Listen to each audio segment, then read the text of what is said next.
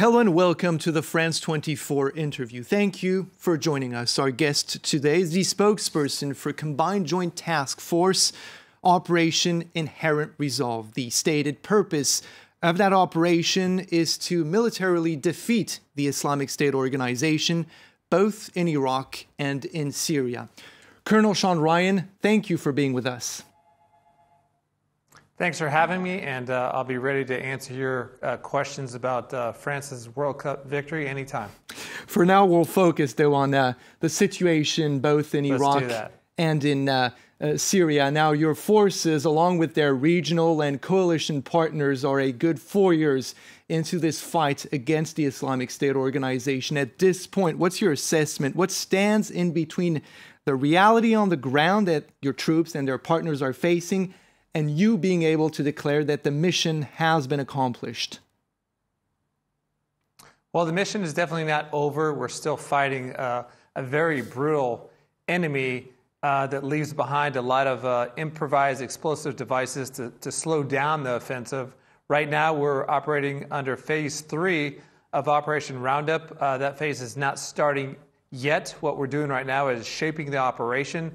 So we'll be starting that very shortly.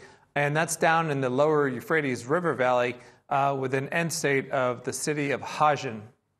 Hajin, for those who don't know, still needs to be liberated. All they've known for the past 4 years is ISIS. Kids have not gone to school for 4 to 5 years. They're not receiving the basic necessities in life, water and food and things of that nature. So it's very imperative that we go in there and liberate those families. Now, as you mentioned, ISIS still has a presence both in Iraq and in Syria. Very recently, surprising figures, it has to be said, came through via two different sources, a UN report, but also Pentagon officials briefing members of Congress saying that there could be upwards of 30,000 ISIS, Islamic State organization fighters left in between Iraq and in Syria. That figure is very surprising because it basically is the same number that was given to us some 4 years ago when that organization was at its peak.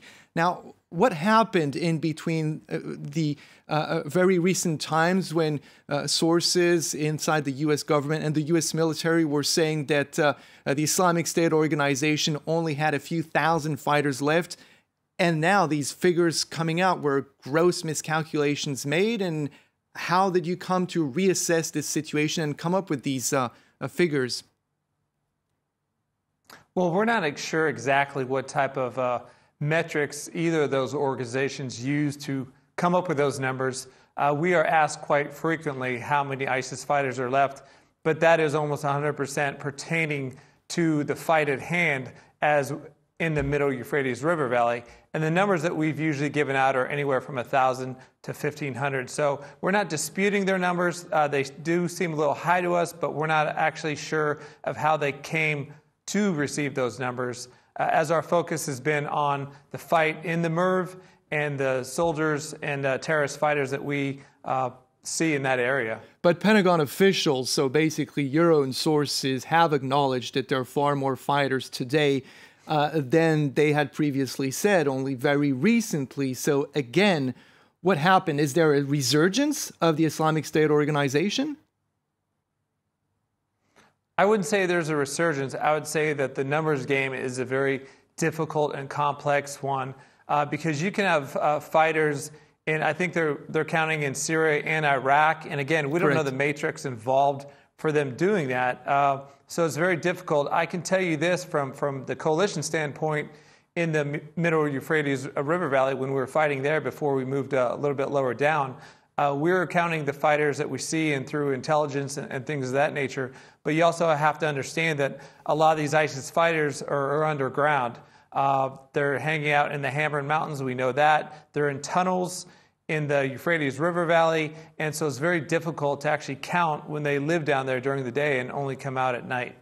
Of course, but how do you defeat an enemy if you're not able to quantify its resources, both in terms of its equipment and the manpower that it literally has at its disposal?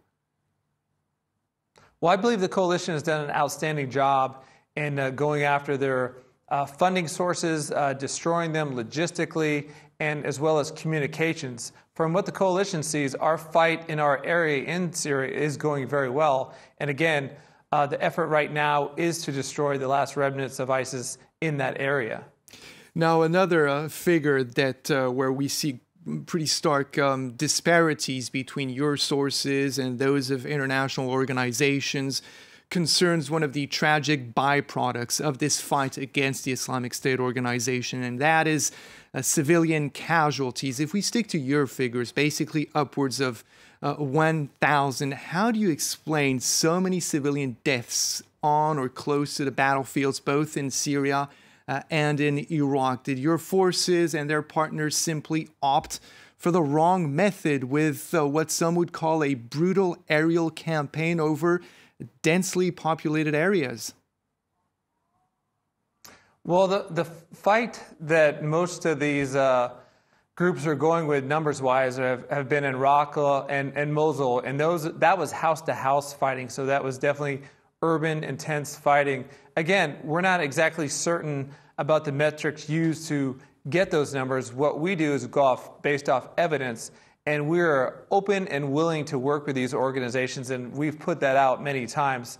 Often these reports are put out and they do not ask for our input, which makes it difficult because we do, want to get down to the bottom on why there's a disparity in numbers, but we can only go off the evidence that we have at hand. Of course. The cases we're always willing to look at, and if we can turn over a case and find those credible, we just did that, matter of fact, recently with the coalition numbers. But Colonel Ryan, if I may, Colonel Ryan, your metrics, as you put it, are upwards of 1,000. That is a tremendously and tragically high figure, given the kind of precision weaponry that you are using. How do you justify, how do you explain so many civilian deaths? And are you not afraid that that basically hurts what you believe to be the legitimacy of the fight that you and your partners are engaged in against the Islamic State organization?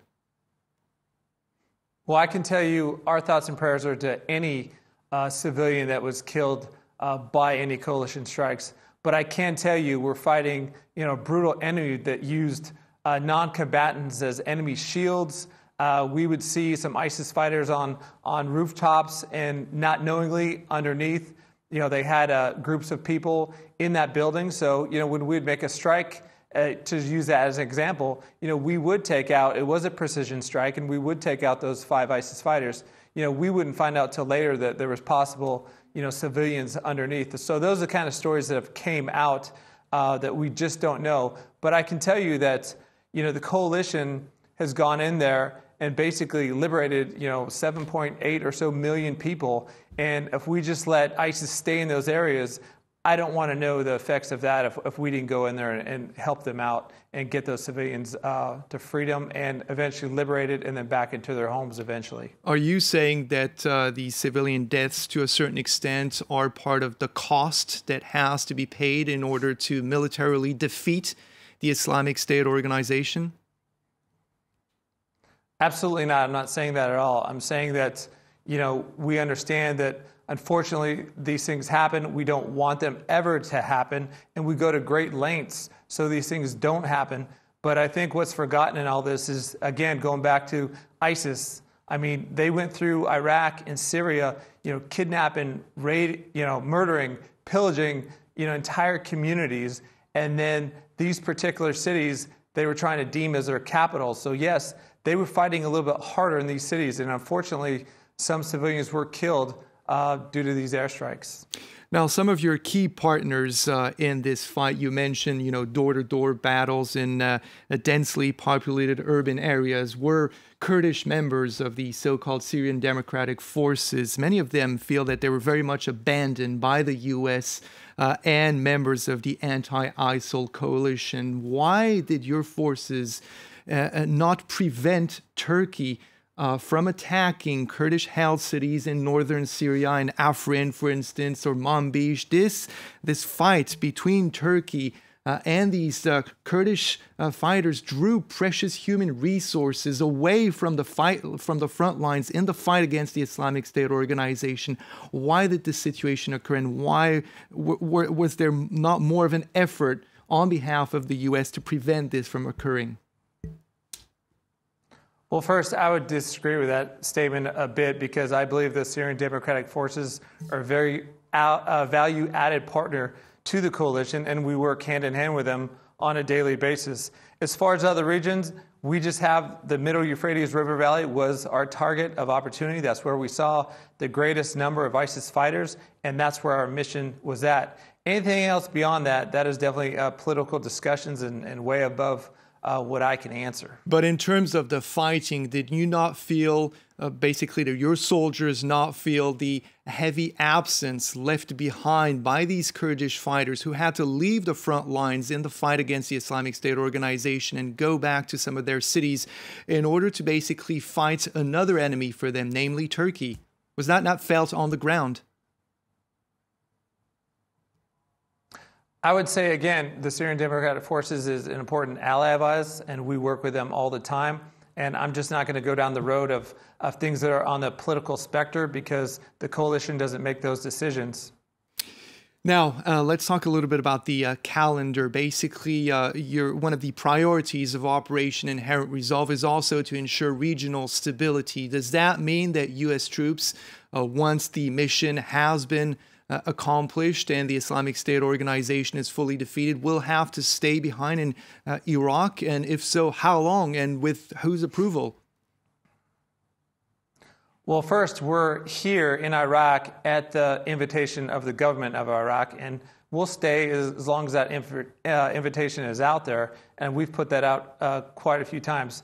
After the fighting is over, yes, we'd like to help out with stability, because a lot of work still needs to be done. I mean, ISIS, again, was a potent enemy, and they ruined a lot of Iraq, and a lot of people were displaced and had their homes ruined. So Iraqis right now are looking for basic essentials. They want to come back to their homes, put the kids back in school, have drinking water and food and Colonel readily Ryan, available like they deserve. If I may, if the coalition can help bring that, then that's certainly something that we'd look into. But again, at their invitation.